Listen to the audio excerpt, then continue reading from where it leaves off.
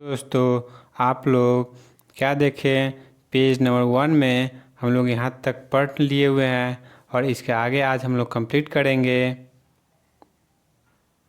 तो दोस्तों, आज के क्लास का पहला प्रश्न है, पीयूष ग्रंथि या पिट्यूटरी ग्रंथि को किस अन्य ग्रंथि के नाम से जाना जाता है। तो मास्टर ग्रंथि जो कि मस्तिष्क में होता है। फिर है इंसुलिन हार्मोन लैंगर-हैंस द्वीप के लिए कोशिकाओं द्वारा स्रावित होता है, तो बी कोशिका द्वारा।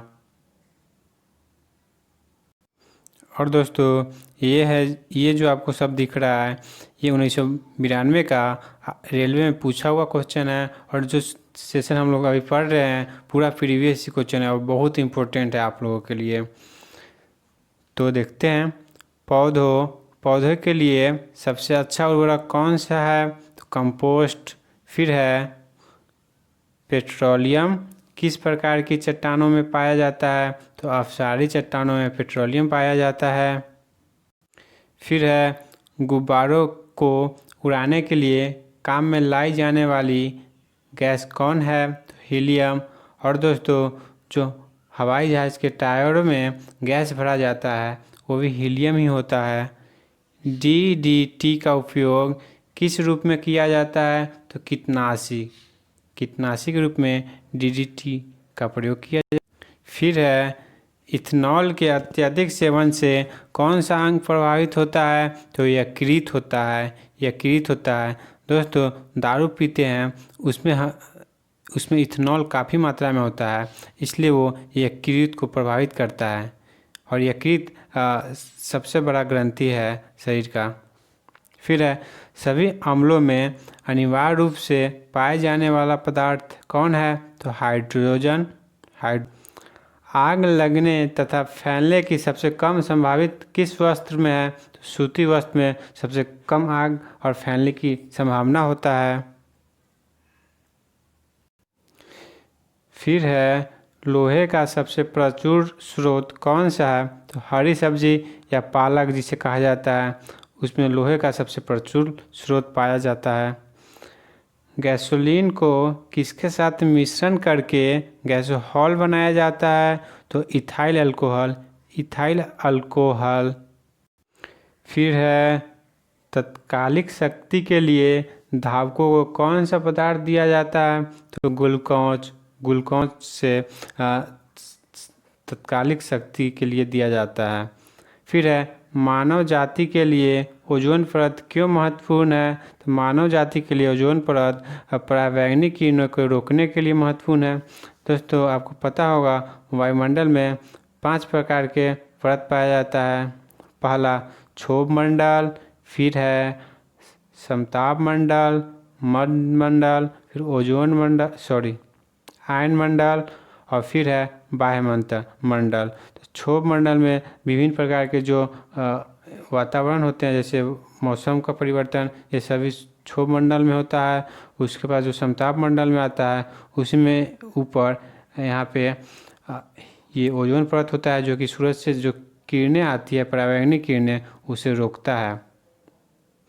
और ये परावैंगनिक किरणें से इंसान को कैंसर होने की संभावना रहता है। फिर है आंतज्वर के लिए सामान्यतः उपयोग की जाने वाली औषधि कौन है। क्लोरोमाइसिटिन। फिर है गैस की लौ की सबसे गर्म हिस्से को क्या कहते हैं। तो क्या कहते हैं उसे। तो ज्योतिहीन क्षेत्र। फिर है सोने का शुद्ध रूप कितने कैरोट को कहते हैं। तो 24 कैरोट। सिनेवार या हिंगुल किसका अयस्क है। तो पारा का। अब पारा का रासायनिक सूत्र Hg, ये भी आप याद रखें। शरीर के ताप का नियंत्रित किसके द्वारा की जाती है। तो हाइपोथैलेमस। फिर है लाल अस्थिमज्जा में किसका निर्माण होता है। तो लाल रक्त कणिका। ये तो सिंपल है, लाल अस्थिमज्जा में लाल रक्त कणिका का ही ना होगा। फिर है कशेरुक दंड में कितनी हड्डियां होती है। तो 33। फिर है BCG का पूरा नाम क्या है? तो B से बैसिलिस, फिर C से कामेटे, फिर G से ग्यूरिन। इस तरह आप याद रख सकते हैं। फिर है एथलीट। एथलीट एथलीट फुट नामक रोग किससे होता है? तो कवक से। फिर है दमा नामक रोग किससे होता है? तो कवक से। एथलीट और दमा दोनों कवक से ही होता है, इसलिए आप ये दोनों को एक साथ ही याद रख ले। एथलीट और दमा किससे होता है? तो कवक कवक। फिर है फाइलेरिया नामक रोग किस कारण से होता है? तो फाइलेरिया आप लोगों को पता होगा, मच्छरों के काटने से होता है। कौन सा मच्छर? क्यूलेक्स। क्यूलेक्स मच्छरों के काटने से फाइलेरिया नामक रोग होता है। फिर नेक्स्ट है पेट्रोल तथा अल्कोहल के मिश्रण को क्या कहते हैं? तो गैसोहॉल। पेट्रोल तथा अल्कोहल के मिश्रण को क्या कहते हैं? गैसोहॉल। फिर है सूत्रकणिका को अन्य नाम से भी जाना जाता है, वह है माइटोकॉन्ड्रिया को माइटोकॉन्ड्रिया। फिर हम लोग आगे बढ़ते हैं। वट वृक्ष पादपों के किस वर्ग में आता है? तो आवृतबीजी। फिर है फ्लेम ऑफ द फॉरेस्ट का अर्थ क्या है? ऐसे पेड़ों से भरा वन जो पतझड़ में फूलते हैं और लाल फूल बिखेरते हैं। फिर है पेनिसिलिन। पेनिसिलिन किससे बनाया जाता है? तो पेनिसिल कवक से बनाया जाता है। और पेनिसिलिन से ऊपर कौन से रोग पड़े थे? दमा और फिर एनिलिडा। फिर है लाइकेन को दो जीवधारियों का सहजीवी सहचर समझा जाता है, वो दो जीव कौन कौन से हैं? तो शैवाल और कवक। दोस्तों कवक के अध्ययन को माइकोलॉजी फिर शैवाल के अध्ययन को फाइकोलॉजी, ये भी आप याद रख सकते हैं। फिर है आमतौर पर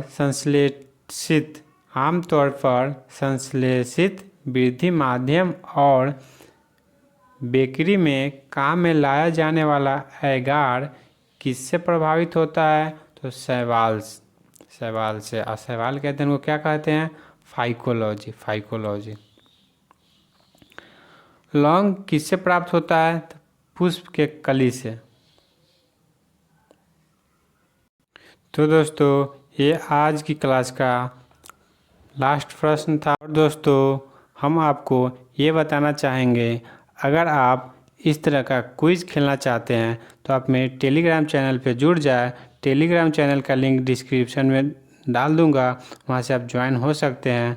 दोस्तों जैसे कि रॉलेट अधिनियम कब पारित हुआ? तो कब हुआ था? 1919। इस तरह आप क्विज़ खेल सकते हैं और दोस्तों आपको क्विज़ खेलते ही याद हो जाता है, ये सबसे बड़ा बेनिफिट है। तो ओके दोस्तों, अगर आपको अच्छा लगे तो टेलीग्राम से ज़रूर जुड़ जाएं और दोस्तों वीडियो को लाइक, सब्सक्राइब और कमेंट करके ज़रूर बताएं, ताकि हम आप लोगों के लिए नेक्स्ट वीडियो ला सकें। तो ओके दोस्तों, आप